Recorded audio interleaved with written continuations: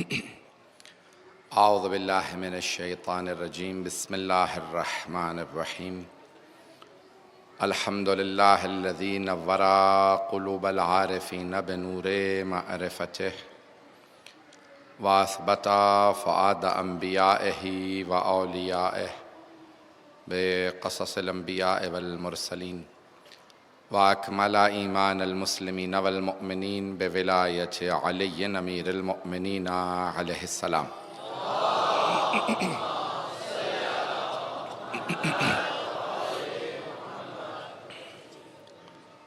والصلاة والسلام والتحیۃ والاکرام علی افضل الموجودات العبد المؤید والرسول المسدد المصطفى الامجد المحمود الاحمد اعنی ابا القاسم محمد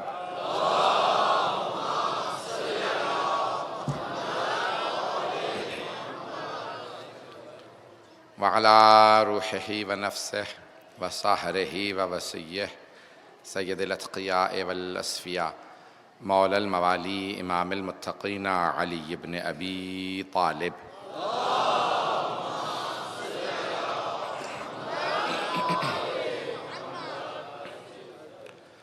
وعلى اوصیائه لا سیما بقیت اللہ فی الارضین روحی وارواح العالمین لتراب مقدمہ الفدا واللعنة الدائمة على أعدائهم أجمعين من الآن إلى قيام يوم الدين أما بعد فقد قال سيد الساجدين وزين العابدين عليه السلام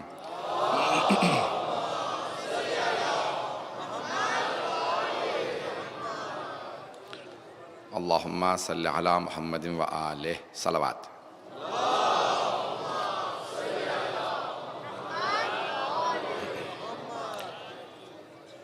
دعائے مکارم الاخلاق کے حوالے سے کچھ مطالب آپ کی خدمت میں پیش کرنا چاہوں گا۔ صحیفہ سجادیہ ایک جامع کتاب ہے جسے عالم اسلام میں انجیل اہل بیت اور زبور آل محمد کا نام دیا گیا ہے۔ اس کے بے انتہا فضائل ہیں۔ میں نے یہاں تک کہ خود اہل سنت کی منشورات سے بھی اسے نشر ہوتے دیکھا ہے، صحیفہ سجادیہ کے نام سے نہیں لیکن کتاب الدعا کے نام سے۔ یہ بہت اعزاز کی بات ہے۔ ہم اس بات پہ افتخار کرتے ہیں کہ ہم اس مکتب کے ماننے والے ہیں کہ جن کے علوم کو تمام دنیا مانتی ہے۔ ہمارے بہت سے علماء اہل سنت بھی موجود ہیں، پروفیسر ڈاکٹر رحمانی صاحب بھی ہیں، اور بھی عزیزان گرامی خدمت میں مطالب پیش کر رہا ہوں۔ دعائے مکارم الاخلاق صحیفہ سجادیہ کی جو کل 75 دعائیں تھیں، آج 58 ہمارے درمیان موجود ہیں۔ ہر ہفتے کے دن کی دعا ہے، مناجات 15 ہیں۔ اگر انسان صرف دعا سے مانوس ہو جائے، مانوس انسان جس شے سے ہو جاتا ہے تو اس کے بغیر اس کا گزارا نہیں ہوتا۔ ہمارا آل محمد کے بغیر گزارا نہیں۔ ایک جملہ کہوں گا کہ مچھلی کو پانی سے مودت ہوتی ہے، اسے اگر پانی سے نکال دیں تڑپ تڑپ کے مر جاتی ہے، اس کا پانی کے بغیر گزارا نہیں۔ ہم لوگوں کا بھی محمد و آل محمد کے بغیر گزارا نہیں ہے۔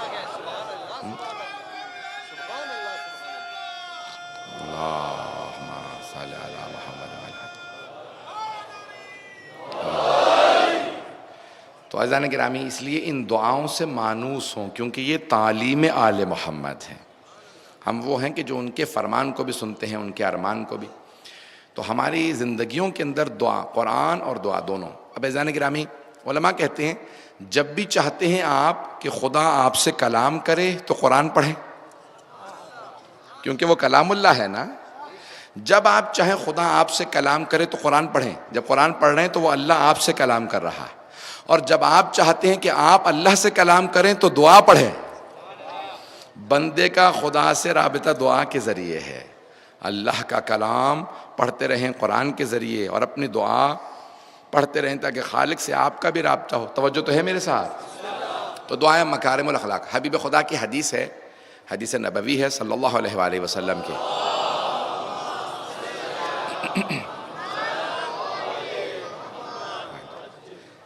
انما بعثت لاتمم مکارم الاخلاق، اللہ نے مجھے اس لیے مبعوث کیا ہے، اس لیے بھیجا ہے تاکہ میں مکارم اخلاق کو اس کے آخری درجے پہ لے جاؤں۔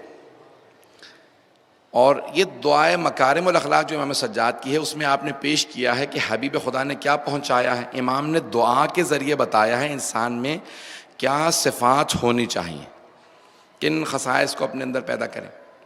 تو اب امام اس دعا کے اندر بار بار ہر بند میں درود پڑھتے ہیں، اس لیے میں نے دعا کے اس جملے کو پیش کیا، اللہم صلی اللہ محمد وعلیہ پڑھتے ہیں، پھر ایک بند کہتے ہیں پروردگارہ یہ صفات ہمیں پیدا کر، یہ صفات ہوں، یہ کمالات ہوں۔ پروردگارہ ہم ظلم سے نفرت کریں، اجتناب کریں، لیکن ظالم کا جواب دینا بھی ہمیں سکھا، جو ہمارے خلاف مکر و فریب کرے اسے جواب دینا بھی سکھا۔ لیکن معصوم فرماتے ہیں پروردگارہ ہمیں کبھی بھی ظالم نہ بنا۔ کوئی آپ پہ ظلم کرے بھی تو نتیجتاً آپ اس پہ ظلم نہ کریں، تو پھر اس میں اور آپ میں فرق کیا رہ گیا؟ ظلم نہ کریں کبھی کسی پہ۔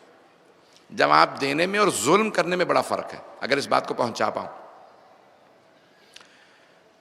معصوم فرماتے ہیں کبھی بھی کن مظلوما ولا تکن ظالما، اگر اختیار ہو، چوائس ہو آپ کے پاس کہ ظالم بنے یا مظلوم، تو مظلوم بن جانا، ظالم کبھی نہ بننا، کیونکہ خدا ہمیشہ مظلوم کے ساتھ ہوتا ہے، ظالم کے ساتھ نہیں ہوتا۔ چاہتے یہ ہو کہ اگر خدا تمہارے ساتھ تو پھر ہمیشہ مظلوم رہنا، لیکن ظلم کے خلاف آواز بلند کرنا۔ سید الشہداء نے یہ نہیں سکھایا، بھئی 72 تھے،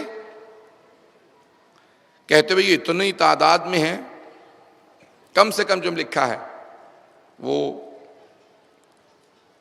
طبری نے لکھا 30,000 کا لشکر، زیادہ سے زیادہ لاکھوں تک چلا جاتا ہے، مجھے اس سے بحث نہیں کتنے لوگ تھے، لیکن 72 کے مقابلے میں دیکھا جائے تو بہت بڑا مجمع تھا۔ سید الشہداء نے یہ نہیں کہا بھئی ہم تو 72 ہیں، مارے جائیں گے، لڑنے کی ضرورت نہیں، کہ نہیں ہم مقابلہ کر کے بتائیں گے ہم نے ظلم کے خلاف گھٹنے نہیں ٹیکے ہیں، ہم ابھی بھی ظلم کے خلاف آواز بلند کر رہے ہیں۔ قلت عدد کو مت دیکھیں، نام لیے بغیر ایک بہت بڑا دنیا کا آزادی کا پیشوا رہنما تھا، اس سے پوچھا کہ بھئی آپ نے یہ مقابلہ کرنا، آزادی کی جنگ لڑنا کس سے سیکھا؟ اس نے آزادی دلائی تھی ایک ملک کو، تو کہا میں نے حسین ابن علی سے۔ تو کہا بھئی آپ تو مسلمان نہیں ہیں، آپ نے کیوں سبق سیکھا؟ کہا مسلمان ہونا ضروری نہیں ہے حسین سے سیکھنے کے لیے۔ کہا میں مسلمان نہیں ہوں، لیکن میں نے پھر بھی حسین ابن علی سے سیکھا۔ کہا کیا سیکھا آپ نے حسین ابن علی سے؟ کہا انہوں نے یہ سمجھایا ہے کہ اگر تمہارے افراد کی تعداد کم بھی ہے، قلت عدد کو نہ دیکھنا، یہ دیکھنا تم حق پہ ہو یا نہیں۔ اگر حق پہ ہو تو پھر یہ نہ دیکھنا عدد کم ہے، ڈٹ جانا ظلم کے مقابلے میں، شاید تم مر جاؤ لیکن بقا تمہاری ہے، بقا تمہاری ہے۔ عزیزان گرامی، آج سید سجاد کی دعا کا جملہ یہ ہے کہ پروردگارہ ہم ظلم کا جواب بھی دیں، لیکن ہمیں وہ قوت دے، وہ طاقت دے کہ ہم مقابلہ کریں اس کا، جو ہمارے خلاف مکر و فریب کرے۔ لیکن آگے جملوں میں کہتے ہیں اگر کوئی ہمیں دھوکہ دے تو پروردگارہ ہمیں ان کے ساتھ ایسا پیش آنا نصیب فرما کہ جب وہ دھوکہ دے تب بھی ہم اس کی خیر خواہی چاہیں۔ بڑا مشکل کام ہے یہ، بہت کم افراد بولے ہیں اس پہ۔ مولا فرماتے ہیں اگر کوئی ہمارے ساتھ برا بھی کرے، دھوکہ بھی دے، تو ہم خیر خواہی کریں۔ ان کے دادا کا ایک جملہ پیش کروں، امام سجاد کے دادا کون ہیں؟ علی بن ابی طالب۔ وہ کہتے ہیں کہ اگر تم کسی کو دھوکہ دینے میں کامیاب ہو جاؤ تو خوش نہ ہونا، کہہ رہے میں نے اس کو دھوکہ دے دیا، میں کتنا تیز ہوں۔ کہا اپنے اوپر رونا کہ ارے اس کا مجھ پہ کتنا اعتبار ہوگا کہ دھوکہ کھا گیا۔ پتہ نہیں کیا جملہ ہے، کتنا اس کا اعتبار ہوگا کہ یہ دھوکہ کھانے پہ تیار تھا، اس کو توقع ہی نہیں تھی کہ میں اسے دھوکہ دے دوں گا۔ کہ رونا کہ میں نے اس کے اعتماد کو، اعتبار کو توڑ دیا۔ بہت گہرا جملہ ہے، ایک جملے میں پوری دنیا۔ جو امام نے دعائے مکارم الاخلاق میں انسان کو سکھایا وہ ہے توازن رکھنا، انگلش میں کہتے ہیں بیلنس رکھنا، متوازن زندگی ہونی چاہیے۔ اگر سننا چاہیں تو میں اس کو پیش کرنا چاہ رہا ہوں۔ ایک بہت بڑی اخلاق کی کتاب پوری لکھی گئی ہے اسی کو ذہن میں رکھتے ہوئے، معراج السعادہ، اردو میں اس کا ترجمہ ہے عروج سعادت، مرحوم نراقی کی کتاب ہے، اسے پڑھیں، بہت اچھی کتاب ہے۔ دو کتابیں اخلاق پہ ایسی ہیں کہ اگر اس کو پڑھیں گے تو زندگی تبدیل ہو جائے گی۔ ایک علامہ محمد باقر مجلسی کتاب ہے روح الحیات عین الحیات اصل کتاب ہے، اردو میں ترجمہ ہے روح الحیات، مرحوم نسیم امروہوی کا ترجمہ ہے. پڑھتے جائیں گے تو آپ کو لگے گا جیسے داستان پڑھ رہے ہیں. اردو بہت اچھی ہے لیکن ذہن میں اترتی چلی جائے گی، دل تبدیل ہوتا چلا جائے گا. اخلاق کو ایسے لکھا، حضرت حبیب خدا کی وصیت پہ لکھا، جو جناب بزرگ کو انہوں نے اپنے صحابی حضرت بزرگ رضی اللہ عنہ کو وصیت کی تھی، اس پہ انہوں نے پوری کتاب لکھی اخلاق. اور دوسری یہ عروج سعادت، کتاب پڑھنے کی عادت ڈالیں. انسان جو پڑھتا ہے اس کی زندگی میں تبدیلی ضرور آتی ہے. پڑھنے پڑھانے کی عادت ہونی چاہیے. توجہ ہے؟ تو اب عروج سعادت پورا اس کتاب کا جو میں خلاصہ پیش کر رہا ہوں، 7 صفحے کی کتاب ہے، بہت تفصیلی بہت مفصل کتاب ہے. پڑھنے بھی بیٹھے تو کئی دن چاہیے آپ کو، لیکن 4 چیزوں میں انسان اگر اپنی زندگی میں بیلنس پیدا کر لے، توازن پیدا کر لے، تو اس کی زندگی بالکل ویسی ہو جائے گی جیسی حبیب خدا چاہتے ہیں کہ میرا امتی کیسا ہونا چاہیے. پہلا ہے عدالت. ہر انسان عادل بنے. عدالت کے 2 ڈس بیلنس اسے کرنے کے لیے، اسے توازن سے ہٹانے کے لیے کیا ہیں؟ 2 ایکسٹریم، 2 شدتیں. ایک ہے ظلم، دوسرا ہے تمکین ظلم. ظلم و تمکین ظلم. اور اگر یہ دونوں سے آپ بچ جائیں تو پھر آپ عادل بن جائیں گے. ظلم کرنا گناہ ہے، لیکن ظلم برداشت کرنا بھی گناہ ہے. اسے کہتے ہیں تمکین ظلم. کہ یہ جو پیغمبر اسلام نے معصوم سے پوچھا، امام سے پوچھا کہ آپ کے جد رسول خدا نے فرمایا ہے کہ ظالم مظلوم دونوں جہنمی ہیں، ان دونوں پہ لعنت، تو کیوں کہا ایسا؟ مظلوم کا کیوں کہا؟ ظالم سمجھ میں آتا ہے. کہا حبیب خدا نے سارے مظلوموں پہ نہیں کہا، اس مظلوم پہ کہا ہے جو ظلم کے خلاف آواز ہی بلند نہیں کرتا. لوگوں کو پتہ کیسے چلے کہ یہ ظالم ہے؟ آج تم پہ ظلم کر رہا ہے، کل کسی اور پہ ظلم کرے گا. ظلم کے خلاف آواز بلند کرو تاکہ ظالم کو دوبارہ موقع نہ ملے.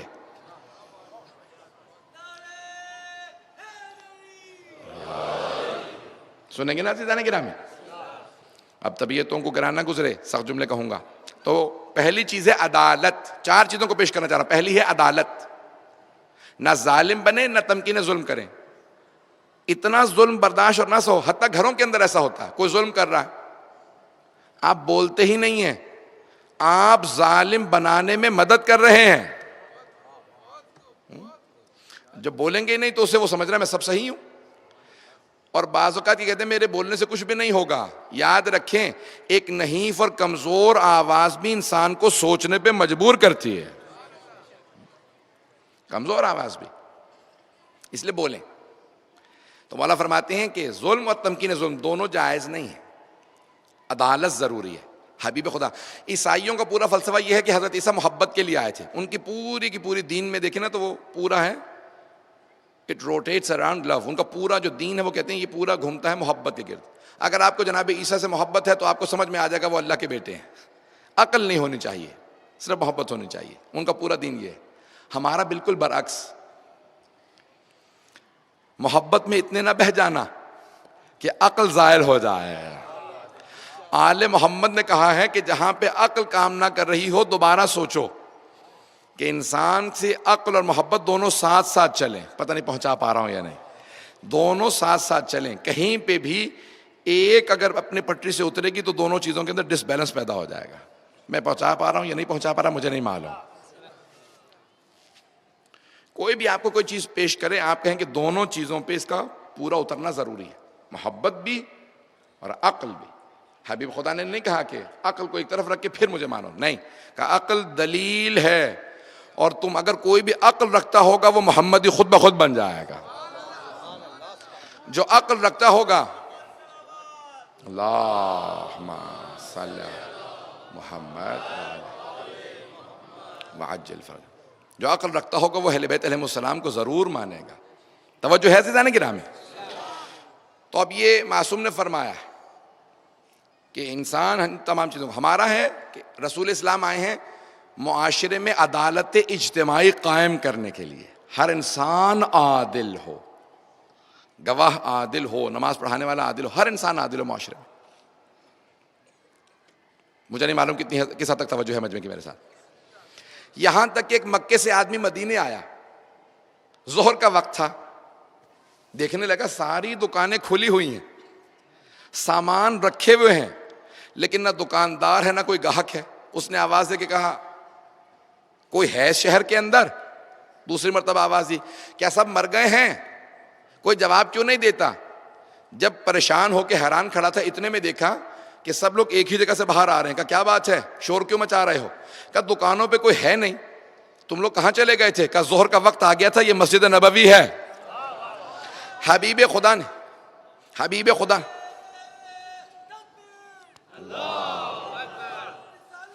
یا رسول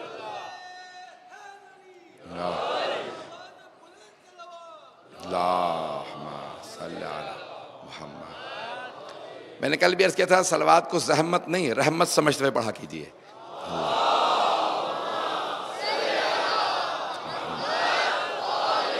محمد وعجل فرج. توجہ ہے ذہن گرامی. تو وہ صحابہ کرام نے کہا کہ رسول اسلام نے ہم سب کو اس حد تک سکھا دیا ہے کہ عدالت اجتماعی قائم ہو، دکانیں کھلی ہوں، کوئی چوری نہیں کرتا. کیا تم سب کے سب کہاں چلے گئے تھے؟ میں مکے سے آیا ہوں. کہ مکے والوں کو بتا دینا مدینے میں محمد کی حکومت ہے. تو حبیب خدا نے نظام ایسا قائم کیا، دنیا کو سکھایا ہر انسان عادل بن جائے. عدالت ضروری ہے. سامان رکھا بھی ہو تو کوئی پاس سے گزر جائے، اسے کہتے ہیں عادل. توجہ ہے، اسے کہتے ہیں عدالت. تو پہلا عدالت. دوسرا جو اس میزان کے اندر سلسلہ رہے گا وہ ہے شجاعت. ایک ہوتا شجاعت کے دو شدتیں ہیں. ایک ہے خوف، ڈرنا، بزدلی، تہور، یہ کہہ لیجیے اس کو، اب عربی کی اصطلاحات استعمال نہیں کرنا چاہتے. بزدلی، ڈرنا. مومن کو بزدل نہیں ہونا چاہیے. یہ تو ہو گئی شجاعت ایک طرف، بزدلی دوسری طرف. کیا ہے؟ جسے انسان اس حد تک اپنے آپ کو شجاع سمجھنے لگے کہ ہر انسان کو اذیت دینے لگے. یہ شجاعت نہیں ہے. حبیب خدا فرماتے ہیں کہ ملعون کی سب سے بڑی علامت یہ ہے کہ خلق خدا اس سے تنگ ہو. جسے خلق خدا تنگ ہو. ہر انسان بات کر سکے، شجاع ہو، لیکن ایسا ہو کہ لوگوں کے کام آنے والا ہو. سنیں گے نا میری بات؟ تو عزیزان گرامی، زندگیوں کے اندر پہلا عدالت پیدا کریں، دوسرا شجاعت پیدا کریں، تیسرا سخاوت. کہ نہ ہی انسان بخیل ہو. بخیل جو خرچ کرنے سے اسے اذیت ہوتی ہو، راہ خدا میں دوں گا کچھ ہو جائے گا مجھے. اور دوسری طرف کیا ہے؟ اسراف و تبذیر، یعنی انسان فضول خرچی کرے. دونوں جائز نہیں ہیں. سخاوت ضروری ہے. مومن کی علامات میں بتا رہا ہوں کہ مولا کیا چاہتے ہیں، حبیب خدا کیا چاہتے ہیں کہ انسان کو کیسا ہونا چاہیے. تو اس کے اندر سخاوت ہونی چاہیے، سخی ہونا چاہیے. اور چوتھا اسے پاک دامن ہونا چاہیے، با حیا ہونا چاہیے. لیکن اس کے بھی دو ایکسٹریم ہیں. ایک کہ جو گناہوں میں پڑ جائے، حلال حرام کی تمیز نہ رکھتا ہو، عفت و حیا کی پرواہ نہ کرے، گناہوں میں چلا جائے. اور دوسرا وہ کہ جو سلیبسی جسے کہا جاتا ہے، یا عیسائیوں کے اندر ہے کہ شادی نہ کرو بالکل، جو پادری بنتے ہیں یہ نن بن جائے. تو وہ کہتے ہیں ہم شادی نہیں کریں گے. حضرت عیسیٰ نے شادی نہیں کی تھی، جناب عیسیٰ کو آسمان پہ اٹھایا جانا تھا اس لیے شادی نہیں کی تھی. حبیب خدا نے فوراً فرمایا کہ یاد رکھو ان نکاح من سنتی، نکاح کرنا، شادی کرنا میری سنت ہے. شادی ضرور کرنا، انسان گناہوں سے بچتا ہے. اسلام میں شادی کی ترغیب دلائے گی. یہ نہیں کہ نہیں میں تو گناہ سے دور رہوں گا، میں شادی نہیں کرنا چاہتا. دونوں کی مذمت کی گئی. توجہ ہے میرے ساتھ؟ اب میں نے پورا آپ کے سامنے بیلنس پیش کر دیا ہے. یہ توازن ہے. امام فرماتے ہیں مکارم الاخلاق کے اندر ضروری یہ ہے انسان صفات پڑھتا جائے اور ایک ایک صفات کو اپنے اندر پیدا کرنے کی کوشش کرتا رہے. عزیزان گرامی، بہت بڑے قوم مقدس کے استاد تھے. وہ کہتے تھے میں دوسرے سے متعلق ہمیشہ، دونوں بعد میں استاد بنے. شروع میں تو طالب علم، جب دونوں طالب علم بن کے آئے تو فیضیہ میں ساتھ تھے. وہ کہتے تھے کہ میں دیکھتا تھا یہ آدمی ہر روز قرآن پڑھتا ہے، پھر اس کے بعد کچھ لکھ لیتا ہے، پھر حدیث پڑھتا ہے، دعائے مکارم اخلاق پڑھتا ہے، کچھ لکھ لیتا ہے. تو میں نے پوچھنا شروع کیا کیا معاملہ؟ یہ پچھلے چند برس سے دیکھ رہا ہوں کچھ ایک نوٹ بناتے ہیں، ایک لفظ لکھتے ہیں کہ جہاں جہاں قرآن میں آتا ہے یا ایھا الذین آمنو، اے ایمان والو، اس کے فوراً بعد میں رک کے دیکھتا ہوں اللہ نے کیا حکم دیا. اگر میں ایمان والا ہوں وہ صفت پیدا کروں جو ہونی چاہیے.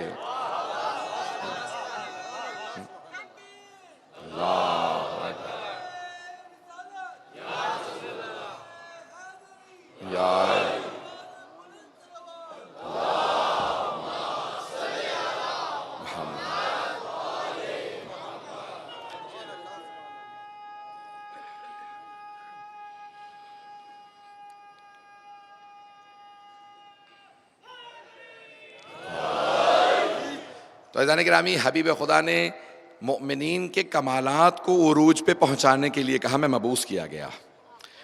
تو اب وہ کہا کہ وہ استاد ہمیشہ لکھ لیتے تھے. اللہ نے یہ کہا یا ایھا الذین آمنوا اتقوا اللہ، اے مومنو متقی بنو کا لکھ لیا. کہ وہ تمام صفات دیکھتا جاتا تھا، جہاں جہاں اللہ نے کہا اے ایمان والو یہ نہ کرنا کا روک لیتا تھا، یہ کرنا فوراً اپنے اندر. پھر خطبے میں دیکھا، پھر حدیث میں دیکھا، پھر دعائے مکارم و اخلاق میں دیکھا. کہ میں خود کہتا تھا یہ آدمی کس قسم کا آدمی ہے، اس میں تمام صفات اس طرح کی پائی جاتی ہیں کہ اس سے ملنے کا جی کرتا ہے. یہاں تک کہ پھر ان کو جرمنی بھیجا مبلغ کے طور پہ آیت اللہ برجردی نے. وہاں گئے، تبلیغ کرنے لگے.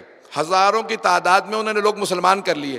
کہ کیا بات ہے اس کی زبان میں، کیا ہے جو آپ فوراً سن کے مسلمان ہو جاتے ہیں؟ کہ پتہ نہیں کیا بات ہے زبان کے اندر، بس ایک ملاقات کرو اس میں کشش پائی جاتی. قرآن کی ایک آیت ہے نجعل لہم ودا، جو بھی اللہ کی راہ کے اندر چلے گا اللہ کہتا ہے میں لوگوں کے دلوں میں اس کی محبت ڈال دوں گا.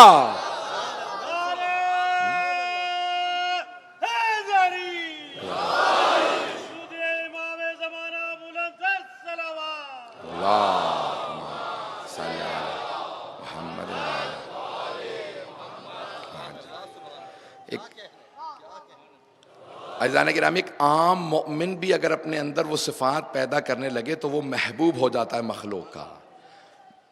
مخلوقات محبت کرنے لگتی ہیں. یہ جتنی صفات ہیں، یہ کمالات ہیں، آپ کے اندر پیدا ہوتے چلے جائیں، آپ کی لوگوں کے دلوں میں محبت بڑھتی چلی جائے. توجہ ہے؟ عام انسان اپنے اندر کمالات پیدا کرے تو محبوب ہو جاتا ہے. آپ نے کئی مرتبہ دیکھا کہ کوئی راہ میں چل رہا ہوتا ہے، آپ جانتے ہی نہیں ہیں، چہرہ دیکھنے کے بعد ہوتا ہے کہ یہ انسان ہم جیسا نہیں، کوئی باکمال انسان ہے. توجہ ہے میرے ساتھ؟ کئی مقامات پہ آپ جائیں، کئی ایسے احساس ہوتا ہے انسان کو.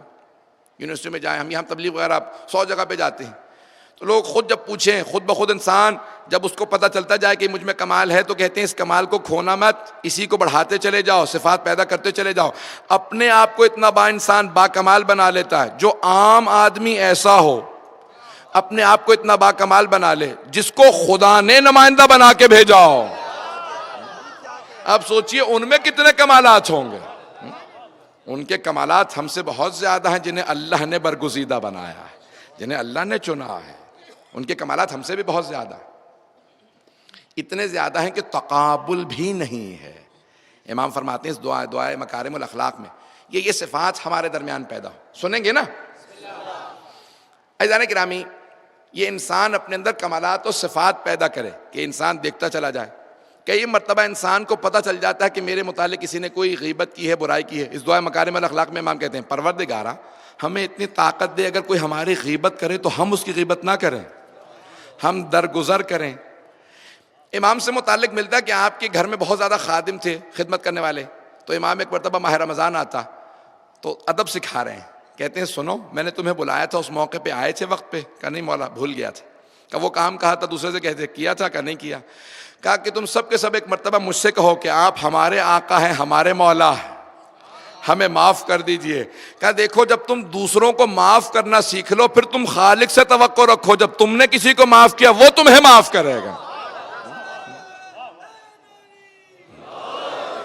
جب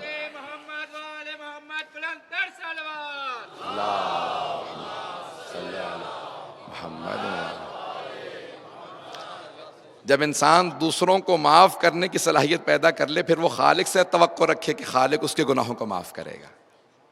دوسروں کو معاف کرنا سیکھو. اچھا ہوتا کیا ہے، ہم سب سے متعلق سوء ظن رکھتے ہیں، اپنے متعلق حسن ظن. حسن ظن سوء ظن سمجھتے ہیں؟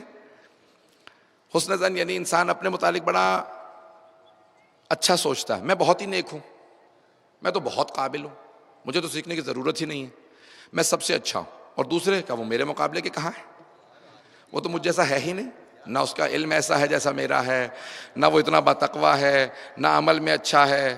دوسرے سے متعلق ہمیشہ سوء ظن، اپنے متعلق حسن ظن. اب بات واضح ہوئی، حسن ظن سوء ظن کیا ہے؟ میں تو بہت اچھا ہوں، دوسرے بہت برے ہیں. معصوم فرماتے ہیں برعکس کرو. نہیں مجمع میرے ساتھ. معصوم فرماتے ہیں اگر ترقی کرنا چاہتے ہو تو برعکس کرو. دوسروں کو دیکھو کہ یہ بہت اچھے ہیں، اپنے متعلق کہو کہ نہیں مجھے بھی بہت آگے جانا. جب ایسا سوچو گے ترقی وہی کرتا ہے جو اپنے متعلق سوء ظن رکھے. ترقی وہی کرتا ہے. نہج البلاغہ میں بھی امیر المومنین کہتے ہیں ابن نفسک جناب محمد حنفیہ کو بیٹا جب لوگ دوسروں کے عیب تلاش کر رہے ہوں تو تم اپنے متعلق سوچنا، عیب نہ تلاش کرنا. عیب جوئی بڑی بہت بری صفت ہے، برائی مت سوچنا. اپنے متعلق جو سوچتا ہے، علامہ طباطبائی سے صاحب المیزان سے پوچھا، تفسیر المیزان لکھی، کہا آقا آپ کی ترقی کا راز کیا ہے؟ کہا اپنے سے کبھی راضی نہ ہونا. غور سے سنیے گا، کہ اپنے آپ سے کبھی راضی نہ ہونا. جو اپنے آپ سے راضی ہو کے بیٹھ گیا اس کی ترقی رک گئی. میں بہت اچھا ہوں، بس اب جہاں تک جانا تھا پہنچ گیا. کہ جب کبھی اپنے آپ سے راضی نہیں نہ ہوگے کہ نہیں ابھی تو میں نے کچھ بھی نہیں کیا، ابھی کچھ نہیں کیا، تو ترقی کرتے رہو گے.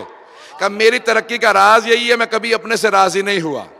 کہا آپ نے کہاں سے سیکھا؟ کہ حبیب خدا سے فرمایا. حبیب خدا نے فرمایا کہ جنت میں جو بھی جائے گا نا تو جانے کے بعد پچھتائے گا، اے کاش میں نے اور محنت کر لی ہوتی،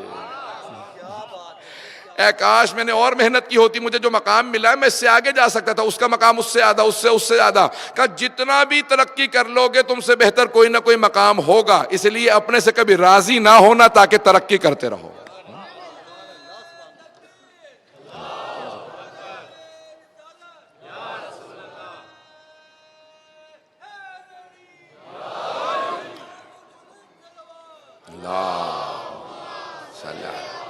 محمد توجہ فرما رہے تھے کرام. تو آج دعائیں مکارم الاخلاق کبھی دیکھیے گا، موقع ملے اس کے الفاظ. مولا فرماتے ہیں کہ انسان صفات ایسی پیدا کرے کہ ہر آدمی اس سے متعلق اچھی بات کرے. جب سنے سوچے تو اس کے ذہن میں اچھی. اب یہاں ایک دعا کمیل کا جملہ عجیب و غریب ہے. الہی کم من ثناء جمیل لست اہلا لہ نشرتا. پروردگارہ تو نے کتنی اچھی اچھی صفات ہمارے متعلق مشہور کر دی ہیں جن کے ہم اہل بھی نہیں ہیں. لوگ کہہ رہے ارے یہ تو بہت پہنچا ہوا ہے، ہم اہل ہی نہیں ہوتے. کہ دیکھو اللہ نے کسی کو تمہارے گناہ نہیں بتائے، وہ حسن ظن رکھے بیٹھے ہیں. اللہ اکبر، کتنا کریم ہے. لوگ اچھی اچھی باتیں سوچ رہے ہوتے ہیں، ارے نہیں وہ ہمیشہ نیکی میں پہل کرتے ہیں، ارے سلام میں ہمیشہ پہل کرتے ہیں، ہمیشہ پانی پلا کے جاتے ہیں. چھوٹی چھوٹی باتیں ہوتی ہیں، لوگ آپ کے متعلق کتنے اچھے اچھے خیال پیدا کر لیتے ہیں. مولا کہتے ہیں کبھی تم نے سوچا اللہ نے تمہارے عیب کسی کو نہیں بتائے؟ وہ ہمیشہ تمہاری خوبیاں ہی لوگوں کے اندر رائج کرتا جاتا ہے. لوگوں کی توقعات پہ پورا اترنے کی کوشش کرو. تو اس دعائے مکارم الاخلاق میں بہت سی صفات ہیں. بعض اوقات آپ سمجھ رہے ہوتے ہیں یہ تو بہت برا آدمی ہے، بہت گنہگار ہے. آپ کو معلوم ہی نہیں ہوتا کہ بعض اوقات آپ ہی کا کوئی نیک عمل اسے نیک بنا دیتا ہے. نیک کام کا سبب بننا بہت بڑی حدیث ہے، کاش میں اس کا صحیح ترجمہ کر پاؤں. فاعل الخیر خیر منہ وفاعل الشر شر منہ، بہت بڑی حدیث ہے. معصوم فرماتے ہیں نیکی کرنے والا اس نیکی سے بھی بہتر ہے اور برائی کرنے والا اس برائی سے بدتر ہے. پتہ نہیں پہنچا پایا یا نہیں. جو نیک کام کر رہا ہوتا ہے نا، تو جو اس نے نیک کام کیا ہے اس نیک کام سے وہ خود بہتر ہے، کیونکہ اللہ نے اسے توفیق دی ہے کہ وہ جو نیک کام کر رہا ہے وہ اس کا فعل قرار پا رہا، اس کا فعل قرار پا رہا. یہ اس کا فعل ہے، وہ اپنے فعل سے بہتر ہے، اپنے کام سے وہ خود بہتر ہے. مدینے میں ایک آدمی تھا، تابعی یعنی صحابی نہیں، صحابی جنہوں نے رسول خدا کو دیکھا، تابعی جو بعد میں آیا. تو دوسرے سے کہنے لگا یہ جو جا رہا ہے نا امام سجاد کو دیکھ کے، بس یہ مدینے کا واحد آدمی رہ گیا ہے جس کی میں نے توہین نہیں کی. استغفر اللہ ربی واتوب الیہ. بعض افراد ان کا دل کتنا سیاہ ہو جاتا ہے کہ یہ واحد آدمی ہے جس کی میں نے توہین نہیں کی، باقی مدینے کا کوئی نیک ایسا آدمی نہیں جس کی میں نے توہین نہ کی ہو. کہ آج ان کی باری. وہ جو ساتھ جا رہا تھا نا اس نے کہا خبردار ان کی توہین نہ کرنا، یہ اہل بیت رسالت ہے، یہ آل محمد ہے. کہا مجھے پرواہ نہیں. تو امام چل رہے تھے، یہ جو لباس ہم پہنتے ہیں یہ رسول خدا کا اہل بیت کا لباس ہے، امامہ ابا قبا. تو اس نے ابا کو پیچھے سے امام کے کھینچا. کس کی؟ امام معصوم کی ابا کو. گناہ چھوٹے سے شروع ہوتا ہے، کرتے کرتے بڑا ہوتا جاتا ہے. فرعون پہلے دن فرعون نہیں بنا تھا. تو اب یہ انسان جو گستاخی کرتا ہے نا وہ کرتے کرتے کرتے امام تک چلا. اس نے کیا کیا؟ امام کی جا کے پیچھے سے ابا کو کھینچا. امام نے پلٹ کے دیکھا، اب میں اپنے انداز سے کہوں کیا دیکھا ہوگا؟ جب امامت اور عصمت کی نگاہوں نے دیکھا تو امام کی زبان سے آیت جاری ہوئی، اِنَّ لَنَا یومن یخسر فیہ المبطلون، ان قریب ایک دن آنے والا ہے جس دن بطلان کار، برائی کرنے والے بہت خسارے میں رہیں گے۔ اس نے آیت کو سنا، زار و قطار رونے لگا، اور ایک مرتبہ قدموں میں گرنے کے بعد کہا فرزند رسول مجھے معاف کر دیں، ایک مرتبہ آیت کی دوبارہ تلاوت کریں گے آپ؟ امام نے دوبارہ آیت کی تلاوت کی اور رویا، چیخے مار مار کے رونے لگا، کہا کہ فرزند رسول کیا میری توبہ بھی قبول ہو سکتی ہے؟ کیا میں اس آیت کے زمرے سے باہر نکل سکتا ہوں جن کو خسارہ ہونے والا، جو جہنم میں جانے والے ہیں؟ مولا نے کہا ایک بات کی تو ضمانت دے، دوسری کی ضمانت میں دیتا ہوں۔ غور سے سنیں گے، ایک بات کی ضمانت تو دے، دوسری بات کی ضمانت میں دیتا ہوں۔ تو ایک مرتبہ دیکھنے لگا آنسوؤں کے ساتھ، کہا ضمانت کس بات کی دوں؟ مولا نے کہا تو ضمانت دے دوبارہ گناہ نہیں کرے گا، تو ضمانت دے دوبارہ گناہ نہیں کرے گا۔ کہا مولا میں ضمانت دیتا ہوں، اب آپ کی ضمانت کیا ہے؟ مولا نے کہا اگر تو ضمانت دیتا ہے نا کہ گناہ نہیں کرے گا، میں ضمانت دیتا ہوں میں تیری شفاعت کروں گا۔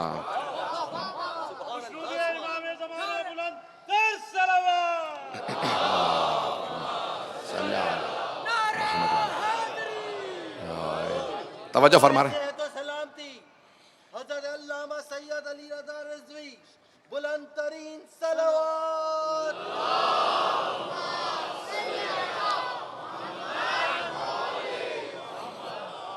توجہ ہے عزیزان کرام؟ تو امام علیہ السلام نے اپنے کردار سے مکارم الاخلاق کو بہت بلندی پہ پھر فرماتے ہیں پروردگارا ہمارے ہاتھ کو عطا کرنے والا بنا، کیونکہ آپ کے دادا نے ایک اور جملہ کہا تھا، کہا ہاتھ دو طرح کے ہوتے ہیں، ایک مانگنے والا ایک عطا کرنے والا، کہا بہتر دینے والا ہاتھ ہے، مانگنے والا نہیں۔ کہا پروردگارا ہمارے ہاتھ کو عطا کرنے والا ہاتھ بنا۔ غور سے دیکھیے گا، سنیے گا اس جملے کو۔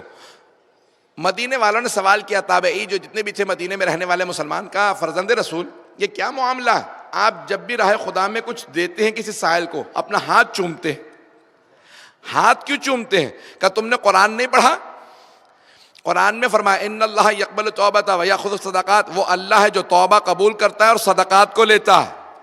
کہا سائل کے ہاتھ کے نیچے خدا کا ہاتھ ہوتا ہے، جب میں سائل کو دیتا ہوں تو نیت کرتا ہوں میں نے خدا کی زیارت کی ہے، اس لیے ہاتھ کو چومتا ہوں۔ پروردگارا تو نے مجھے تیری راہ میں کوئی مانگنے والا تھا اسے عطا کرنے والا بنایا۔ اللہ اکبر! جو ایک عام سائل کو بھی کہے کہ نہیں یہ راہ خدا میں مانگ رہا ہے۔ عزیزان گرامی کتنی باریکیاں ہیں اس زندگی کے اندر، اگر انسان سیکھنا چاہے آپ کی زندگی بدل جائے گی اگر صرف چند اصولوں کو اپنا لیں، صرف چند اصول۔ میں یہ نہیں کہتا کہ دعائے مکارم الاخلاق پہ پوری طرح سے عمل کریں، چند اصول وہاں سے حاصل کر لیں۔ ایک دوست ہمیشہ کہا کرتے تھے، جو آدمی کہتا ہے نا میں ساری اصولوں پہ آج سے کاربند ہو جاؤں گا، وہ کسی پہ عمل نہیں کرے گا۔ کیوں؟ جو بہت بڑے کام کو لے لے وہ کام نہیں کر پاتا، لیکن جو کہتا ہے نا چھوٹا چھوٹا کام کروں گا وہ ضرور بعمل بن جاتا ہے۔ کہ آج اس ایک صفت کا انتخاب کر رہا ہوں، زندگی میں اسی کو پیدا کروں گا۔ جب وہ صفت انسان اپنا لے تو پھر مہینے دو مہینے چند مہینے بعد کیا دوسری صفت کو، پھر تیسری صفت کو، صفات آہستہ آہستہ پیدا ہوتی ہیں۔ لیکن جب انسان ابتدائی مراحل طے کر لے اگلے مراحل آسان ہو جاتے ہیں، اگلے مراحل خود بخود آسان ہو جاتے ہیں۔ ابتدا مشکل ہوتی ہے، پہلے چند قدم۔ آپ نے دیکھا ہے بچہ جب پہلے قدم چند لینا چاہتا ہے نا تو بار بار گرتا ہے، پتہ نہیں توجہ ہے یا نہیں؟ بچہ پہلے چند قدم لینے پہ کئی بار گرتا ہے، لیکن جب وہ پہلے چند قدم لے لیتا ہے نا پھر دوڑنے بھاگنے لگتا ہے۔ پہلے چند قدم لینا سیکھ لیجئے، آگے خود بخود زندگی آسان ہو جائے۔ وہ پہلے زندگی کے چند اصول اپنا لیں، آگے زندگی خود بخود آسان ہو جائے گی۔ لَنَهْدِيَنَّهُمْ سُبُلَنَا إِنَّ الَّذِينَ جَاهَدُوا فِينَا لَنَهْدِيَنَّهُمْ سُبُلَنَا۔ اللہ قرآن میں کہتا ہے جو ہماری راہ میں جہاد کرتے ہیں، یعنی اپنے آپ کو نیک بنانا چاہتے ہیں، ہم انہیں راستے دکھاتے چلے جاتے ہیں۔ پہلے چند قدم مشکل ہوتے ہیں، جب انسان چند تبدیلیاں اپنے اندر لے آئے تو پھر زندگی خود بخود بدل جاتی۔ عزیزان گرامی بعض اوقات ہماری زندگیاں خود منتظر ہوتی ہیں شاید یہ اپنے اندر کوئی تبدیلی لے آئے، شاید اپنے آپ کو بہتر بنا لے. جب اچھے بن جائیں گے تو آپ ہی کی تعریف ہوگی, آپ ہی جنت میں زیادہ بڑا رتبہ پائیں گے, آپ ہی کا مقام بڑھتا چلا جائے گا. نیکی بھی آپ کریں گے, ثواب بھی آپ کو ملے گا, آپ کی تعریف بھی ہوگی. اور جب برائی کریں گے تو بالکل برعکس, ہر آدمی آپ کو برا بھلا بھی کہے گا, نظروں میں بھی گریں گے. تو نیکی کے کتنے فوائد ہیں, لوگوں کی نگاہوں میں بھی بلند ہوتے چلے جاتے ہیں. تو امام سجاد علیہ السلام اس دعائے مکارم الاخلاق میں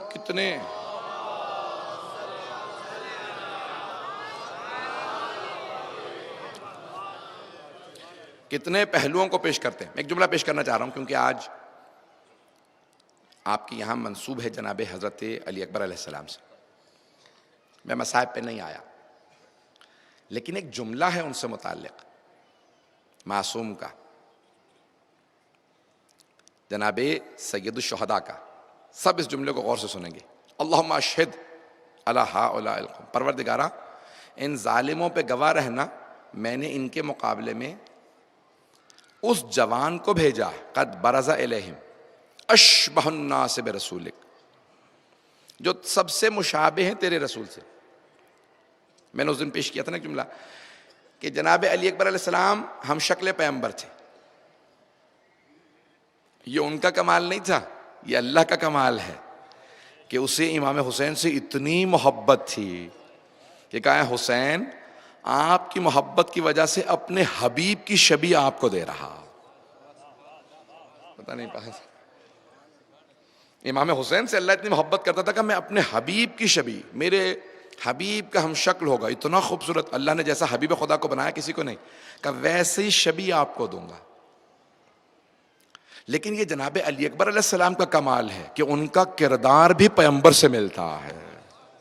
انہوں نے اپنا اخلاق و کردار اتنا بلند کیا کہ امام معصوم کو, حضرت امام حسین علیہ السلام کو کہنا پڑا صرف شکل و صورت میں نہیں, کردار میں بھی, گفتار میں بھی, رفتار میں بھی تیرے حبیب کی شبیہ ہے. چند صفات پیش کرنا چاہ رہا ہوں جناب علی اکبر علیہ السلام کی, اگر سننا پسند فرمائیں.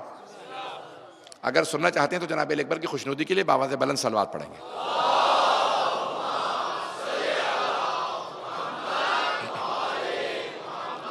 وعجل فرج. لیکن فضائل کے چند جملے سن لیجئے گا. تمام لوگوں نے لکھا کہ جناب علی اکبر علیہ السلام بہت سخی تھے, خوبصورت بھی تھے, علم میں بھی باکمال تھے, شجاع بھی تھے, لیکن بہت سخی. اس زمانے میں اگر کوئی چاہتا تھا نا کہ گھر میں کسی کو دعوت دے, کوئی مسافر جا رہا ہے کھانے کے لیے آئے, تو اپنے صحن میں کچھ آگ جلا دیتے تھے. جہاں دھواں اٹھ رہا ہوتا تھا مسافر سمجھ جاتا تھا یہاں دعوت ہے, تو وہ دستک دیتے تھے کہ میں بھوکا ہوں, مسافر ہوں, کھانے کو دے دیں. جناب علی اکبر علیہ السلام اپنے صحن میں ہمیشہ آگ جلائے رکھتے تھے, جب چاہے کوئی دستک دے کے کھانا مانگ لے. یہ حبیب خدا کا مزاج دیکھیں, خون کا اثر رسول خدا کے. ایک یہودی ایک مرتبہ کہتا میں نے خواب دیکھا, اور خواب میں میں خود کہتا میں دعائیں مانگ رہا تھا, میرا یہ کام ہو جائے, پروردگارہ یہ کام کر دے. تو خواب دیکھا کہ میں تیرا کام ہو جائے گا, تجھے بشارت دیتا ہوں. تو یہودی فوراً کہتا ہے آپ حضرت موسیٰ ہیں؟ کہا نہیں میں موسیٰ نہیں ہوں. کہا پھر آپ کون ہیں؟ داؤد ہیں؟ کہا نہیں میں محمد مصطفیٰ صلی اللہ علیہ وآلہ وسلم.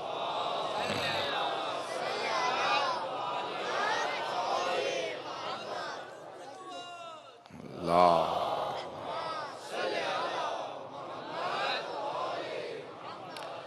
کہ میں محمد مصطفیٰ ہوں.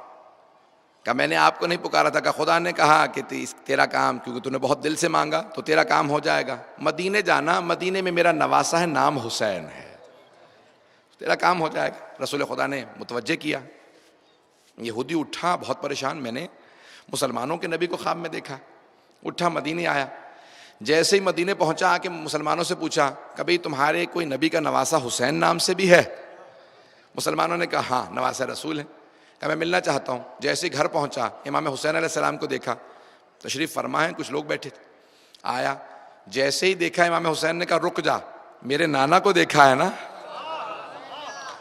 کہا میں نے آپ کے نانا کو دیکھا ہے، کہ رک جا۔ ایک خادم سے کہا ذرا جاؤ جا کے میرے بیٹے علی اکبر کو بلا لاؤ۔ ایک مرتبہ کہا ذرا بتا، جب میرے نانا کو دیکھا تھا، یہ میرا بیٹا میرے نانا سے نہیں ملتا؟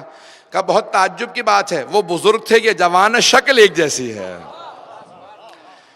کہا کہ کیا کام؟ کہا کہ یہ کام، بہرحال کام بتایا، اس کا کام کیا۔ کہا میں آپ پہ ایمان لے کے آتا ہوں کہ مجھے تعجب ہے، میں آج تک مسلمانوں کو مانتا نہیں تھا، مسلمانوں کے نبی نے مجھے کام بتایا ہے کہ تیرا کام ہو جائے گا میرے نواز۔ عزیزان گرامی، ہم شکل پیغمبر ہیں لیکن کردار، اب پہلی سخاوت میں نے جو تمام صفات پیش کی تھیں آپ کے اس لیے، وہ تمام سب سے باکمال صفات جناب علی اکبر علیہ السلام میں پائی جاتی تھی۔ جب آپ جناب سید الشہداء کی زیارت پڑھیں تو زیارت میں کہتے ہیں السلام علیک یا ابا عبداللہ الحسین وعلی الارواح التی حلت بفنائک، زیارت عاشورہ میں۔ اس کے بعد پھر کہتے ہیں السلام علی الحسین وعلی علی ابن الحسین وعلی اولاد الحسین وعلی اصحاب الحسین۔ آپ نے کبھی غور کیا؟ امام حسین پہ سلام کرتے ہیں، پھر کہتے ہیں علی ابن حسین، کون؟ حضرت علی اکبر، پھر اولاد پہ سلام، پھر دوبارہ جناب علی اکبر اس میں بھی آ گئے، پھر اصحاب پہ سلام، اس میں بھی جناب علی اکبر علیہ السلام آ گئے۔ کبھی غور کیا اتنے سلام جناب علی اکبر علیہ السلام پہ؟ البتہ کبھی یہ نہ سوچے کہ جناب عباس پہ نہیں ہے، جناب عباس کو مستقل حرم عطا کیا ہے اللہ نے، حسین ابن علی کی بارگاہ میں ہوتے ہوئے اپنا حرم بنا ہے۔ جن کا اپنا حرم ہو وہ عباس ابن علی ہیں، تفصیل میں نہیں جاؤں گا۔ تو جناب علی اکبر علیہ السلام ہم شکل پیغمبر ہیں، بہت سے کمالات ہیں، سنیں گے میرے ساتھ ہیں عزیزان کرام؟ بس بھی ایک آخری جملے کی طرف اشارہ کر رہا ہوں اس سے پہلے کہ مصاحب کو شروع کروں۔ اب یہ آخری مجالس پڑھنا، سینے میں گلے میں دم نہیں ہوتا، آپ حضرات کی محبت پڑھوا رہی ہوتی ہے، ٹوٹے پھوٹے الفاظ قبول فرما لیجیے گا۔ میں جانتا ہوں بہت بہت دور تک لوگ ہیں، بڑی عقیدتوں سے آئے ہیں۔ جناب رسول خدا، جناب سیدہ، آپ کی ان تمام عقیدتوں کو اپنی بارگاہ میں قبول فرمائیں۔ تو عزیزان گرامی، جملے پیش کر رہا ہوں۔ کون ہیں جناب علی اکبر علیہ السلام؟ بہت خوبصورت ہیں۔ ان کا کمال یہ ہے کہ جناب عباس جیسے دلیر اور شجاع شب عاشور ان سے کہہ رہے ہیں اے علی اکبر، میں لشکر یزید کا معائنہ کر آیا ہوں، میں نے فوج کو 4 حصوں میں تقسیم کیا ہے، آدھی فوج سے میں اکیلا مقابلہ کروں گا، ایک حصے سے آپ جنگ کیجئے گا، ایک حصے سے سارے اصحاب جنگ کریں گے۔ اے علی اکبر، وہ جو میرے حصے میں آدھی فوج آئے گی نا، میں جلدی سے ان کا قتل کر کے آپ کی مدد کے لیے آ جاؤں گا، پھر ہم دونوں آپ کے جو مقابلے میں ہوں گے ان کا مقابلہ کریں گے، پھر جو اصحاب کے مقابلے میں ہیں ان کو جا کے فنار کریں گے۔ اے علی اکبر، کل ہم مولا حسین کو کوئی زحمت نہیں دیں گے۔ آج میں اس ہستی کے مصائب پڑھنے والا ہوں کہ جن پہ صابر امام نے خود بلند آواز سے گریہ کیا۔ مستند روایت ہے کہ امام حسین اونچی آواز سے روئے ہیں۔ کب؟ جناب علی اکبر پہ، اور ایک مرتبہ نہیں، متعدد مرتبہ بلند آواز سے گریہ کیا۔ کس نے؟ امام حسین نے۔ جس پہ حسین بار بار روئیں، گریہ کریں، سوچیں وہ علی اکبر کیسے ہوں گے۔ کب روئے؟ پہلی مرتبہ تب روئے جب انہیں وداع کیا تھا، دوسری مرتبہ تب روئے جب انہیں برچھی لگی تھی، تیسری مرتبہ تب روئے جب برچھی کو نکالا تھا، چوتھی مرتبہ تب روئے جب لاشا اٹھایا تھا۔ عزیزان گرامی، جناب علی اکبر، جملہ یہاں پیش کر دوں، میرا آپ سے وعدہ ہے کہ اگر آج میں پڑھ پایا، اگر مجھے طاقت نصیب ہوئی، میں پڑھ پایا تو آپ ضرور گریہ کریں گے۔ واحد شہید کربلا ہیں جناب علی اکبر علیہ السلام جنہوں نے امام حسین علیہ السلام کو مدد کے لیے نہیں بلایا۔ کچھ لوگ پہنچ گئے ہیں۔ ہر شہید کربلا نے امام حسین کو مدد کے لیے بلایا۔ جناب اون و محمد نے کہا مامو جان ہماری مدد کو آئیں، جناب قاسم نے کہا چچا جان ہماری مدد کو آئیں، حتیٰ حضرت عباس علیہ السلام نے بھی بلایا، ہر شہید نے مدد کے لیے بلایا۔ جناب عباس نے بھی کہا مولا میری مدد کو آئیں، بھیا میری مدد کو آئیں، لیکن واحد شہید کربلا جناب علی اکبر، جنہوں نے کہا نہیں میں نہیں بلاؤں گا. جانتے ہیں کیوں؟ جانتے تھے بوڑھے باپ اور جوان بیٹے کا معاملہ ہے. تو واحد شہید کربلا جنہوں نے کہا نہیں بابا میری مدد کو مت آئیے گا، بلکہ روکا کہ بابا میری مدد کو مت آئیے گا. کیوں؟ کیونکہ جانتے ہیں بابا جب دیکھیں گے میری حالت تو باپ کے سینے پہ کیا گزرے گی. پھر کیا کہا؟ جملہ یہ کہا بابا جان مت تشریف لائیے، میرے جد رسول خدا اور میرے دادا علی مرتضیٰ دونوں تشریف لے آئے. ھذا جدی رسول اللہ یقرئک السلام. بابا رسول خدا آپ کو سلام کہہ رہے ہیں. اب سمجھ میں آیا کہ خود نانا نواسے کو سلام کر رہے ہیں. کب؟ جب رسول خدا نے دیکھا کہ خلیل خدا نے پٹی باندھ لی تھی. میں بیٹے کو مرتا نہیں دیکھ سکتا، لیکن حسین بغیر پٹی باندھے آ رہے ہیں. کہا بابا رسول خدا آپ کو سلام کہہ رہے ہیں. اور دوسرا جملہ کہا میرے دادا علی مرتضیٰ حوض کوثر سے میرے لیے پانی لے آئے. کیوں کہا یہ بات؟ کیونکہ جانتے تھے میرے بابا کو بڑا صدمہ ہے، بیٹا پیاسا ہے. کہا بابا مت آئیے، لیکن پھر بھی سید الشہداء آئے تھے. اب میں پیش کروں گا، میرا آپ سے وعدہ ہے، میں نے تمہید باندھی ہے، کوئی بھی رونے میں بخل نہ کرے. آج کسے پرسہ دینا ہے؟ بیویوں کو پرسہ دینا ہے، لیکن آج خود امام حسین کو پرسہ دینا. مولا آج آپ کو آپ کے بیٹے کا پرسہ دینے آئے.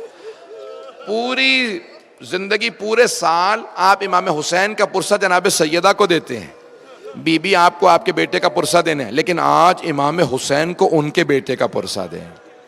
جناب سیدہ کو بھی پرسہ دیں، رسول خدا کو، جناب امیر کو، لیکن آج خود امام حسین کو. واحد شہید کربلا جنہیں 4 ہستیوں سے اجازت لینا پڑی. آئے جناب سید الشہداء کی بارگاہ میں، بابا اجازت ہے، میں جہاد کے لیے جانا چاہتا ہوں. معصوم کبھی بھی واجب سے نہیں روکتے. امام حسین نے کہا بیٹا میری طرف سے اجازت ہے، لیکن آپ اپنی پھپھی سے، ماں سے اور بھائی سے اجازت لے لیں. تو پہلے کہاں آئے؟ میں ترتیب کو آگے پیچھے بھی کر سکتا تھا، لیکن میں پیش کرنا چاہتا ہوں. پہلے جناب زینب کبریٰ کے پاس آئے. کیوں؟ کہا یہ علی کی بیٹی ہیں. کہا پھوپھی اماں اجازت ہے، میں جنگ کے لیے جا رہا ہوں. جناب زینب کبریٰ کے آنسو بہنے لگے اور رو کے کہا بیٹا میری طرف سے اجازت ہے، ماں سے اجازت لے لو. کس سے اجازت لے لو؟ جناب لیلا سے. میں ایک سوال کروں، آپ نے دیکھا ہے اگر جوان بیٹا دیر سے گھر آئے، ماں کتنی مرتبہ دروازے پہ جاتی ہے، نہ جانے میرا لال کہاں رہ گیا. اور اگر کوئی بیٹا کہے اماں میں مرنے جا رہا ہوں، بڑا مشکل ہے نا ماں کے لیے برداشت کرنا. تو علماء کہتے ہیں جناب لیلا نے منع نہیں کیا، لیکن اجازت بھی نہیں دی. کیا کیا جناب لیلا نے؟ یہ نہیں کہا کہ میں اجازت نہیں دیتی، لیکن ایک جملہ کہا بیٹا میں آپ کے بغیر جی نہیں سکتی. علی اکبر میں آپ کے بغیر زندہ نہیں رہ سکتی، میں جی نہیں سکتی. بھائی بلند آواز سے روئیے گا، کوئی رونے میں بخل نہ کرے. آج جناب علی اکبر کا پرسہ دینا ہے نا ذہنوں میں امام سجاد کا جملہ، جب میرے بابا پہ رویا کرو تو ایسے رویا کرو جیسے ایک بوڑھی ماں جوان بیٹے پہ روتی ہے. اجرکم اللہ، اجرکم اللہ. بھائی کوئی بھی رونے میں آج بخل نہ کرے. تو کہا اماں مجھے اجازت دیں، میں جانا چاہتا ہوں. اماں میں جنگ کے لیے جانا چاہتا ہوں. جناب لیلا نے نہیں کہا اجازت نہیں ہے، کہا بیٹا میرا آپ کے بغیر جینا بڑا مشکل ہے. جناب علی اکبر سمجھ گئے جناب لیلا کا مفہوم کیا. تو اب یہ نہیں کہا کہ اماں مجھے اجازت دیجیے، ایک جملہ کہا اماں اب میں آپ سے اجازت نہیں مانگوں گا، لیکن اماں میری ایک عرض سن لیں. بیٹا علی اکبر کیا بات ہے؟ کہا اماں اگر روز قیامت میری دادی فاطمہ الزہرا نے آپ سے پوچھ لیا لیلا میرا حسین تو مارا گیا تھا، تم نے اپنے علی اکبر کو روک لیا تھا، اماں کیا جواب دیجئے گا میری دادی زہرا کو؟ جناب لیلا سمجھ گئی، آنسو بہنے لگے. کہ بیٹا میں سمجھ گئی، آپ کے بابا کا مقام زیادہ ہے۔ علی اکبر میری طرف سے اجازت ہے۔ اب 3 ہستیوں سے اجازت مل گئی، آئے اس خیمے میں جہاں امام سجاد ایک چٹائی پہ لیٹے ہوئے تھے، آئے اس خیمے میں جہاں امام سجاد بیمار ہیں، چٹائی پہ لیٹے، امامت کو بچانا مقصود تھا نا، اس لیے بیمار کیا، وہاں پہ لیٹے ہوئے تھے چٹائی پہ۔ جناب علی اکبر نے ہاتھوں کے بوسے دینا شروع کیے، ہاتھوں کو چومتے ہوئے پیشانی تک آئے۔ جیسے ہی پیشانی کا بوسہ دیا جناب علی اکبر نے امام سجاد کی، تو ایک مرتبہ آنسو بہنے لگے۔ جیسے ہی آنسو گرے نا امام سجاد کے چہرے پہ، مولا سجاد کو افاقہ ہوا۔ جیسے ہی آنکھیں کھول کے دیکھا، کہا بھیا کون سے ایسے مصائب آ گئے، آپ اس طرح سے میرے بوسے دے رہے ہیں؟ تو ایک جملہ کہا جناب علی اکبر نے، کہا بھیا بقیا ابونا غریبان مظلومان وحیدان عطشانان، بھیا ہمارے بابا بڑی غربت کے عالم میں ہیں، تنے تنہا رہ گئے ہیں، بڑے ہی مظلوم ہیں، بڑے غریب ہیں، بابا بڑے پیاسے ہیں۔ بھیا سجاد میں بابا پہ قربان ہونے جا رہا تھا، میں آپ سے اجازت مانگنے آیا تھا۔ امام سجاد نے کہا اے میرے بھائی علی اکبر، اگر مجھے اجازت ملتی میں بھی بابا پہ قربان ہو جاتا۔ کہا نہیں، آپ امامت کے وارث ہیں، بس ایک مرتبہ اجازت لی۔ جناب علی اکبر علیہ السلام آئے اس خیمے میں جہاں بیبیاں تھیں، جانا چاہتے تھے۔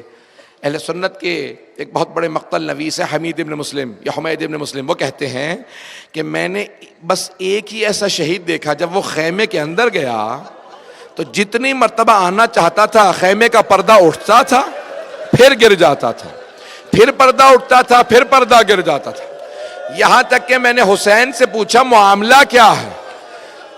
تو حمید ابن مسلم کہتا ہے کہ حسین ابن علی نے مجھ سے کہا کہ حمید، جب بھی علی اکبر خیمے سے باہر آنا چاہتا، کبھی پھوپھیاں لپٹ کے روتی ہیں، کبھی ماں لپٹ جاتی ہے، کبھی بہنیں کہتی ہے بھیا مت جاؤ، جو جاتا ہے وہ واپس نہیں آتا۔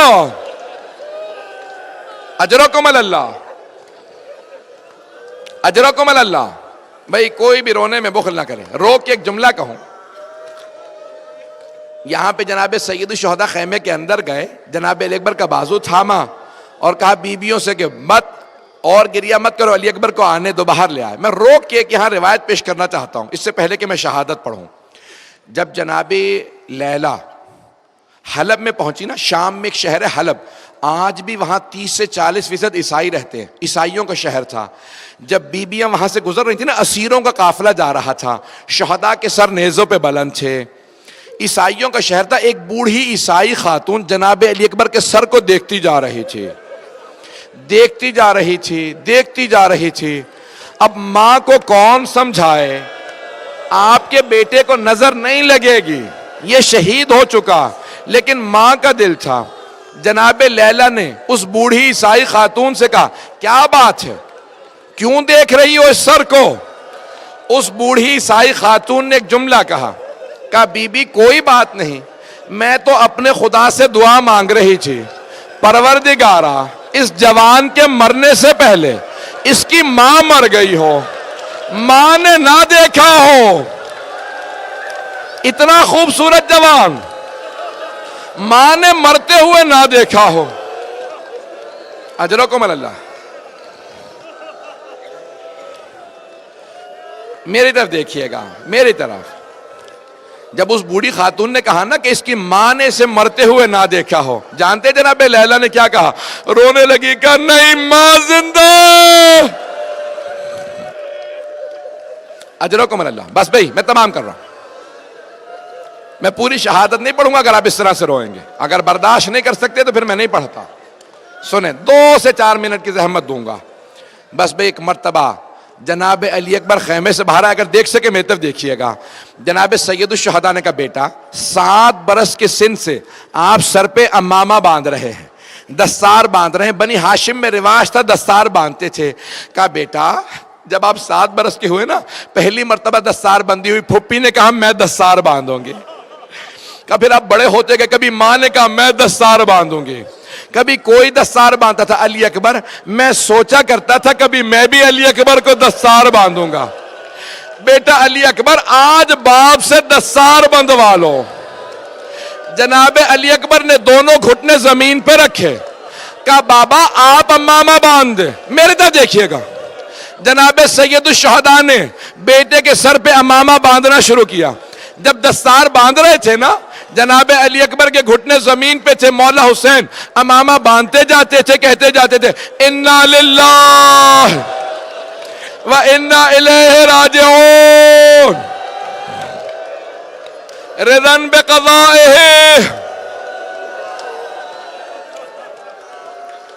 جوان بیٹے کو بھیجنا بہت مشکل ہے. اجرکم اللہ, اجرکم. بس بھائی 2 سے 4 منٹ کی زحمت. ایک مرتبہ سر پہ امامہ باندھا, دستار باندھی. جناب سید الشہداء نے کہا بیٹا علی اکبر, جب تک جنگ شروع نہ ہو جائے آپ مڑ مڑ کے مجھے اپنا چہرہ دکھاتے رہیے گا, بیٹا مجھے اپنے چہرے کی زیارت کراتے رہیے گا. اب ایک مرتبہ جناب علی اکبر سوار ہوئے اپنی مرکب پہ. جب آگے بڑھے نا, ذوالجناح کو ایڑ لگائے, آگے بڑھے, چاہتے تھے بابا کو چہرہ دکھا دوں, بابا کی وصیت ہے. جیسے ہی مڑ کے دیکھا تو کیا دیکھا, جیسے جیسے گھوڑے کی رفتار تیز ہو رہی ہے ویسے ہی تیز سے امام حسین پیچھے آ رہے. جناب علی اکبر کی غیرت نے برداشت نہیں کیا, پلٹ کے باپ کو دیکھا, کہا بابا مت آئیے میرے پیچھے, بابا مت آئیے, مجھ سے برداشت نہیں ہو رہا. امام حسین نے ایک جملہ کہا, کہا علی اکبر آپ نہیں سمجھ سکتے میرے کلیجے پہ کیا گزر رہی ہے. علی اکبر اگر آپ کا کوئی جوان بیٹا ہوتا پھر آپ سمجھتے میرے کلیجے پہ کیا بیت رہی ہے. بس بھائی میں شہادت نہیں پڑھا, صرف 2 جملے شہادت کے پڑھ کے میں نے تمام کیا. جنگ کر رہے تھے جناب علی اکبر, یہاں جناب لیلا در خیمہ پہ کھڑی تھی. مولا حسین نے دیکھا خیمے کے پردے کے نیچے کسی بی بی کے پاؤں نظر آ رہے ہیں. سمجھ گئے میں تو امام ہوں, برداشت کر لوں گا, ماں سے برداشت نہیں ہوگا. کیا کہا, لیلا میں نے اپنے نانا رسول خدا سے سنا ہے ماں کی دعا بیٹے کے حق میں قبول ہوتی ہے, لیلا آپ خیمے میں چلی جائیے. جناب لیلا گئی, خیمے میں بیٹھی دعا مانگنے لگی, یا راد یوسف الی یعقوب و اسماعیل الی ہاجرہ. او یوسف کو یعقوب سے ملانے والے, او اسماعیل کو ہاجرہ سے ملانے والے, حسین کی پیاس کا واسطہ ایک مرتبہ علی اکبر کو اس کے بابا سے ملا دے. جناب علی اکبر واپس آئے, باپ سے ملے, بس میں تمام کر دیا, نہیں پڑھ رہا میں. گئے جناب آخری جملے سن, میری طرف دیکھیے آخری جملے. اب جناب علی اکبر گئے, جنگ کر رہے تھے, علی کے پوتے تھے, بڑا علی کی شجاعت کا مظاہرہ کیا. اچانک ایک مرتبہ عمر سعد نے حسین ابن نمیر سے کہا علی اکبر کو نیزہ مار دے. جناب سید الشہداء دیکھ رہے تھے, اس نے نیزہ ہاتھ میں لیا, جب نیزہ مارا سینے میں لگا, کلیجے میں چلا گیا. جناب علی اکبر پشتے مرکب سے زمین پہ آئے, کہا بابا خدا حافظ.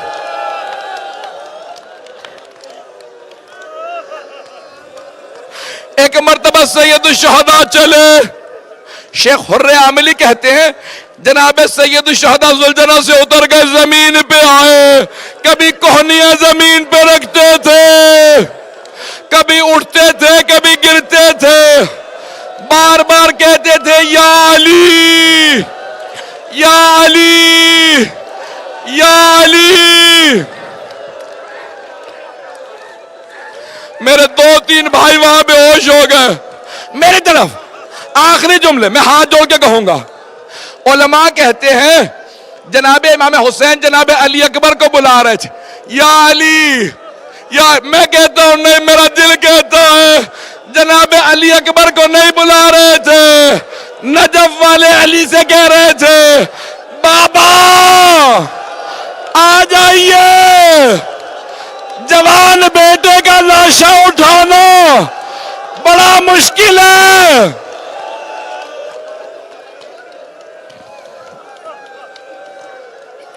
بابا بس میں نے تمام کر دیا. آئے میری طرف آخری جملہ, اب نہ جانے کون کون بے ہوش ہو گیا, مجھے معاف کر دیں. آئے آنے کے بعد وقت بھی تمام ہے، نہ میرے سینے میں طاقت، نہ مجھ میں پڑھنے کی طاقت ہے، نہ آپ میں سننے کی۔ ایک مرتبہ آئے جناب سید الشہداء، بیٹے کو اٹھایا، سینے سے لگایا، جب ایک مرتبہ زور سے سینے سے لگایا، کہا علی اکبر، جناب علی اکبر نے کہا آہ، کہا بیٹا کیا بات ہے؟ کہا بابا ظالم نے برچھی ماری تھی، سینے میں اس کا پھل رہ گیا ہے، بابا بہت درد ہے۔ مولا حسین نے کہا میری آنکھوں کا نور چلا گیا، علی اکبر میرا ہاتھ برچھی کے پھل پہ رکھ دو، روکے میرے بھائی کو۔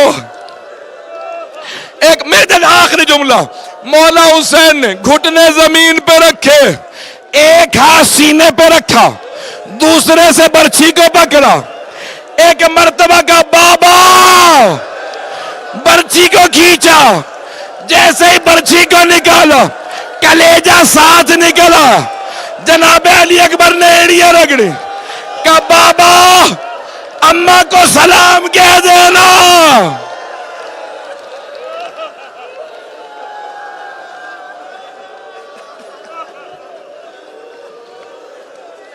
الا لعنۃ اللہ علی القوم الظالمین وسیعلم الذین ظلموا ای منقلب ینقلب۔ بس زیارت برآمد ہو رہی ہے، میں ایک آخری جملہ کہہ دوں گا آپ سے۔ مولا حسین لاشا اٹھا کے واپس لے آئے، سب سے پہلے کون سی بی بی آئیں؟ جناب زینب آئیں۔ ایک مرتبہ مولا حسین نے کہا فضا، علی اکبر کی ماں لیلا کیوں نہیں آئے؟ فضا ذرا علی اکبر کی ماں سے کہو بیٹے سے ودا کر لے۔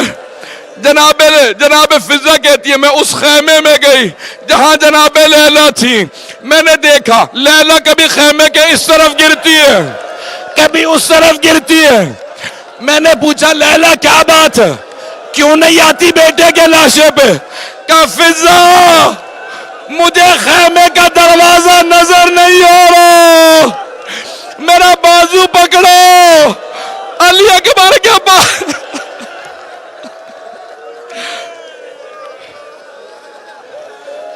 ماتم حسین